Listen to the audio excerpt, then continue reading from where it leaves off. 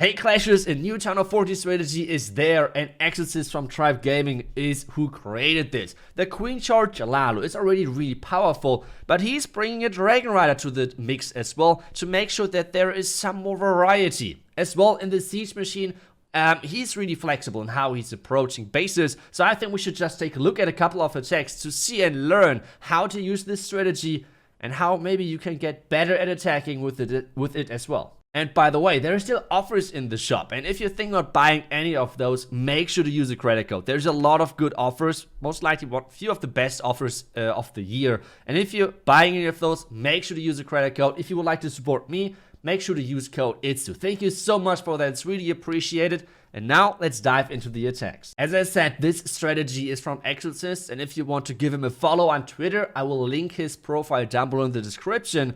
Because, as I said, he should definitely get all of the credits for this. He is really good with Queen Charges in general. Really creative attacker. And if you want to follow him, like I said, give him a follow on Twitter. And we're going to now spectate all of his attacks and see and learn from him how and what exactly he is doing. And by the way, I'm doing a Legend Challenge as well, which means if you would like to see me attacking with your favorite attack strategy, make sure to go into the community tab on this YouTube channel and vote for your favorite attack and what I should use in Legends. But now let's dive into it. So we have 2 stars already.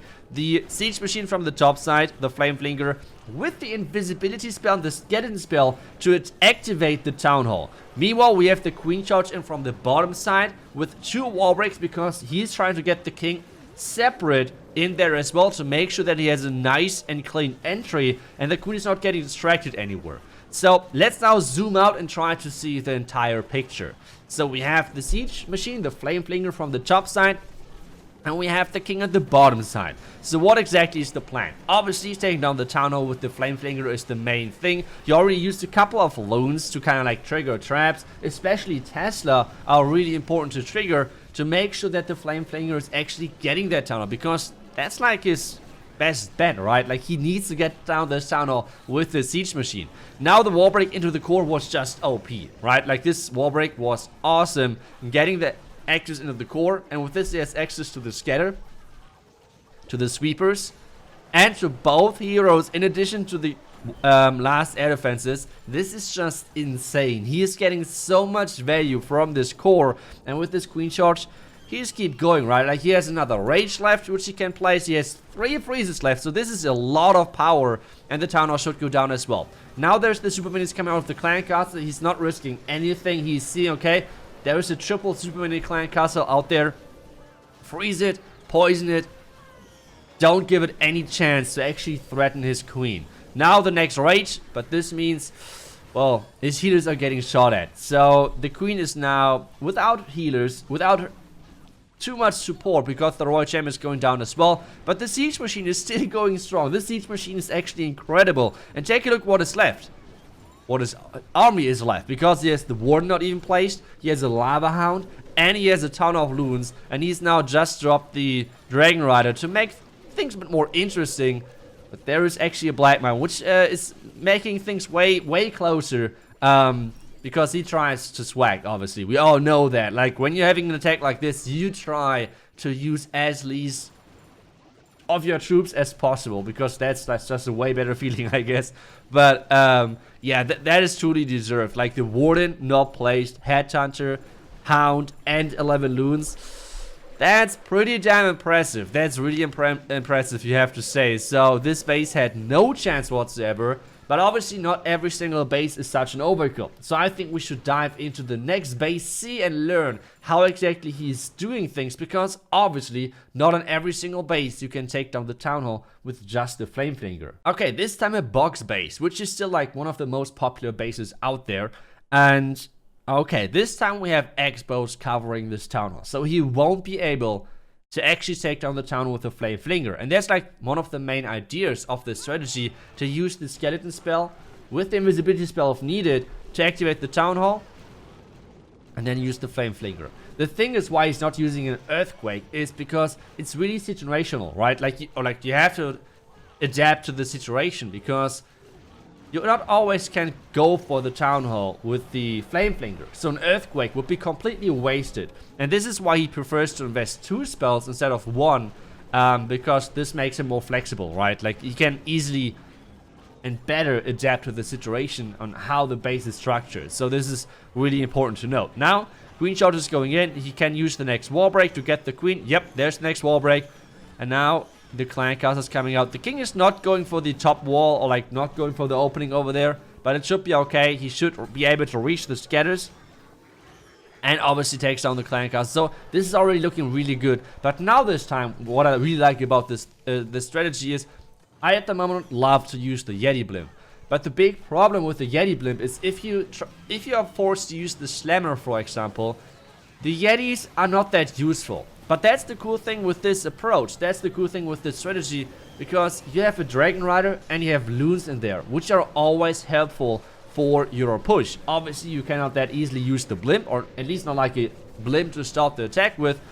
But the Dragon Rider is just giving you way better push. Now he target actually the Sweeper with his own Dragon Rider, which he always brings to the mix. And this Dragon Rider was supposed to tank red bombs from the core and everything. Unfortunately, it's more like catching a lot of black bombs in the core, but still, it should be fine because we have the rotation ability. We have one of the Dragon Riders, which is from the Slammer, still left alive in this huge mix of Loons, which means it is going to be really easily overtake the back end because black mines are getting triggered, as you can see right there, from the Loons, which is super crucial. So you can see right now, base is taken down, base has no chance, and this is another 3-star for Exorcist. So really flexible strategy, really cool to use in my opinion. Yeah, I have to say, like, I mean, you guys know me, I love Queen Charge strategies anyway, but I just love the flexibility level of this strategy that you can do so many things.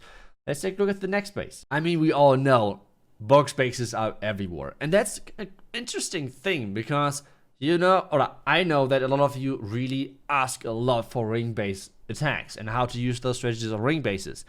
But the surprising thing is that I really barely face any ring bases when I push. So maybe it's like more in lower trophy ranges, I don't really know. But if you want to have me attacking with your attack strategies versus maybe ring base, because I'm going to show every single attack, which means 8 attacks a day, or like every second day, to make it more interesting and not every single day doing legend videos.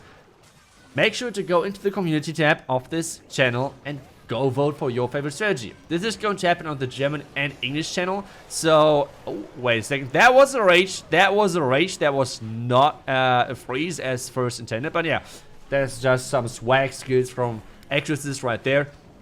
No, but I wanted to say is go into the community tab, go vote for your strategy, which I should use, and yeah, maybe you can learn something how to attack with the strategy or how to not attack with the strategy, because it's going to be interesting. It could be really embarrassing if I'm not doing good. So let's see how we do. Let's see. So now we see Queen Charge in. There's the freeze for the Rocket Dunes. That's how you do it. Poison for the super minions. That's exactly how you do it. On this base, there's no Expos covering the town hall because this guy is just completely crazy and having every single Expo lined up in this compartment. Yeah, so that's kind of interesting. But it means that the Flame Flinger again can take down the town hall. This is like one of the key things. At the same time though, that Queen is not going to go anywhere and he's not going to invest any more spells. The invisibility spell could have been kind of nice. And that's maybe the big downside where I'm not really 100% sure, because always investing 2 spells for activating the town hall. I mean, he has to, right? He has to do that to actually activate the town hall, because only the skeleton spell is not worth it. And as we have talked earlier about it, one earthquake, it's really, if there's Expos around the town hall, the earthquake is completely useless. So not really sure how I feel about that, but now all of those red bombs are getting triggered by the Dragon Rider. Yes, the Royal Champ is still alive, at least for now. The Loons are closing in, and the crazy things at this point, remember, even if all of this dies out, he still has from the Siege Machine, from the Clan Castle, the Dragon Rider with those Loons left, which are now going to reinforce his troops. But at this point, there's only this one Archer Tower left alive, so this is going to be another 3-star. And well, as I said, huge props to Exorcist for coming up with a strategy. It looks really cool to me. Let me know how you think about the strategy. I think it's really cool because you have the power of triggering red bombs really easily or taking scatter shots with this Dragon Rider really nicely. And at the same time, Lalo. We all know how powerful Lalo is if you can master it.